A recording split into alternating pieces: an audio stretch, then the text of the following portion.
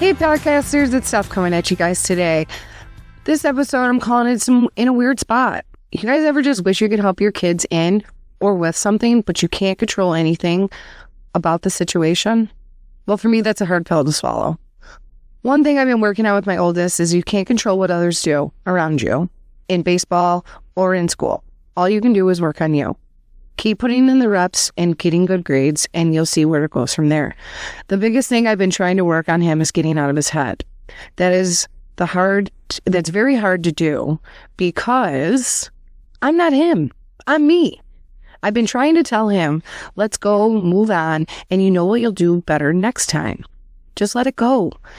Don't let a couple bad plays or anything like that happen and start making you think negative to where your whole day and your whole rest of your game or your school day is turned into shit. But at the same time, I'm not 12 and I'm not a little boy. Any of you guys ever went through things like this? We've been calling it our mental monster. The mental monster is something that we call it because as soon as he gets in it, his day's shot. Completely shot. So the last 2 times I've been there, and it's been getting a little bit better, but not fully there yet.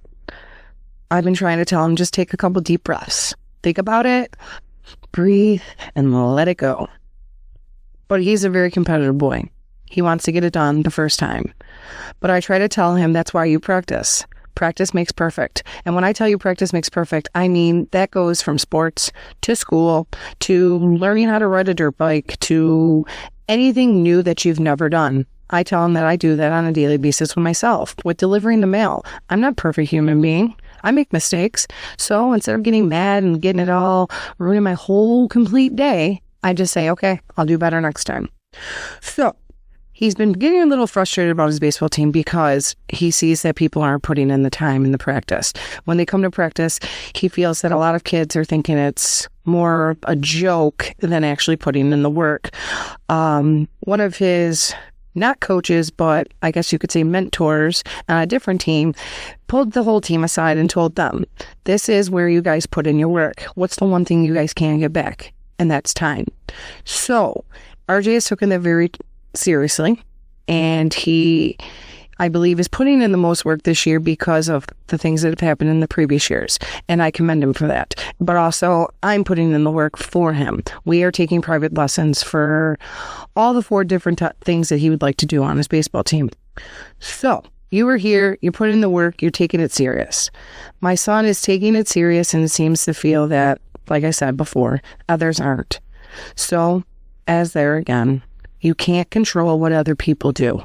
And this isn't just for kids. This is for adults. You can't control what anybody else is doing around you. Let's just say people calling in at work. Instead of talking shit about everybody and, oh my God, why are they calling in? Oh my God, they're not here. Who cares why they're not here? They're not here. Yes, we have to pick up a little bit of bullshit slack or work overtime, and we really didn't want to work the overtime. But you know what? When you call in, I don't care why you call in. That's not my business. That is not my business. So when I call in, don't worry about what the hell I'm doing, because I'm doing it for me. Either my kids are sick, my kids need something. It's none of your business. So worry about yourself. It all starts with yourself. I look at the one song, as you could call it, the Michael Jackson Man in the Mirror. Listen to it if you've never heard of it. It literally starts with you. Look at yourself in the mirror and tell yourself good things, and good things will come to you. So when I tell you it's been really hard to try to help my son and different things that I can't, it's really been a struggle. All I can tell him is just keep working on yourself, working on yourself. And there again, as me, as his mother, I'm still working on myself on a daily basis. So podcasters, I'd love to hear your stories. Send me an email. Like I said, jugglingwithsteph@gmail.com. And we could talk about it.